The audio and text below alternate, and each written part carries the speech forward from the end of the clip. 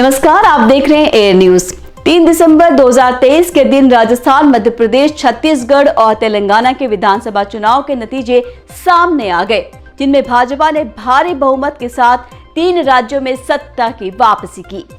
इन नतीजों में कांग्रेस को चाहे एक राज्य में जीत मिली हो, लेकिन ये जीत भी कांग्रेस के लिए किसी हार से कम नहीं है, क्योंकि तेलंगाना की जीत और बीआरएस की हार से बहुचर्चित इंडिया गठबंधन के बीच बहुत ही गहरी तकरार अब सामने आने वाली है, क्योंकि अब बीआरएस का इंडिया गठबंधन में शामिल रहने के बहुत ही कम संभावना है।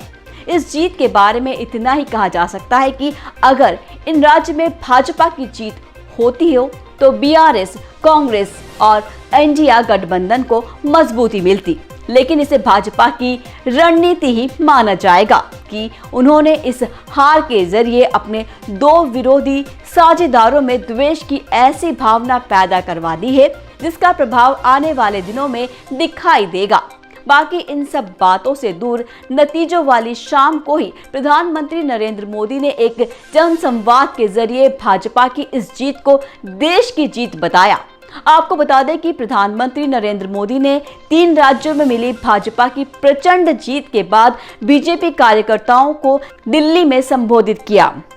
उन्होंने 3 राज्यों में जीत के लिए भारतीय जनता पार्टी के कार्यकर्ताओं को बधाई दी। हालांकि इस संबोधन में कुछ बातें ऐसी थी जिसने सबको चौंका दिया था। जब प्रधानमंत्री नरेंद्र मोदी ने अपने संबोधन के दौरान एक बार भी शिवराज सिंह चौहान का नाम नहीं लिया। एक्सपर्ट की माने तो ये एक इशारा है मध्य प्रदेश में किसी नए चेहरे को मौका देने का, जिसमें सबसे पहले नाम ज्योतिरादित्य सिंधिया का हो सकता है। इसके अलावा इस रेस में कैलाश विजयवर्गीय, नरेंद्र सिंह तोमर और नरोत्तम मिश्र भी शामिल है। ये अभी कुछ दिनों की बात है, जल्दी ये भी साफ हो जाएगा कि अगला मुख्यमंत्री कौन बन रहा है। बाकी अपने संबोधन में प्रधानमंत्री नरेंद्र मोदी ने विपक्ष पर तंज कसते हुए कहा कि सिर्फ कुछ परिवारवादियों के मंच पर एक साथ आ जाने से फोटो कितनी ही अच्छी निकल जाए, लेकिन देश का भरोसा नहीं जीता जा सकता। देश की जनता का दिल जीतने के लिए राष्ट्र सेवा का जज्बा होना चाहिए और घमंडिया गठबंधन में रत्ती भर भी वो नजर नहीं आता। उन्होंने कहा कि कुछ लोग तो कह रहे हैं आज की इस हैट्रिक ने 2024 की हैट्रिक की गारंटी दे दी। आगे उन्होंने कहा कि इन परिणामों की गूंज दूर तक जाएगी, पूरी दुनिया में इन चुनाव की गूंज सुनाई देगी। प्रधानमंत्री ने कहा कि मध्य प्रदेश ने हमें फिर दिखाया कि भाजपा के सेवा भाव का कोई विकल्प नहीं है। छत्तीसगढ़ के परिवार को मैंने पहली सभा में ही कहा था कि मैं आपसे कुछ मांगने नहीं बल्कि आपको शपथ समारोह के लिए निमंत्रण देने के लिए आया हूं। इसके साथ ही प्रधानमंत्री नरेंद्र मोदी ने कहा कि मैं हमेशा भविष्यवाणियों से दूर रहा हूं। मैंने कभी बड़े वादे या घोषणाएं नहीं की, लेकिन इस बार मैंने चुनाव में अपना ये नियम भी तोड़ दिया। मैंने राजस्थान को लेकर यह भविष्यवाणी की थी कि राजस्थान में कांग्रेस की सरकार लौट कर नहीं आएगी। उन्होंने कहा कि इस चुनाव में देश को जातियों में बांटने की बहुत कोशिशें हुई, लेकिन मैं लगातार कह रहा था कि मेरे लिए देश में 4 जातियां ही सबसे बड़ी जातियां हैं।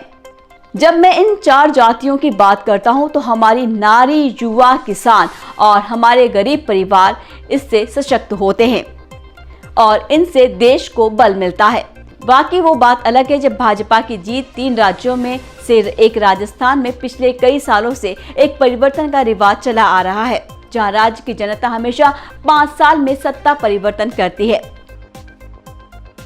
मैं तेलंगाना की जनता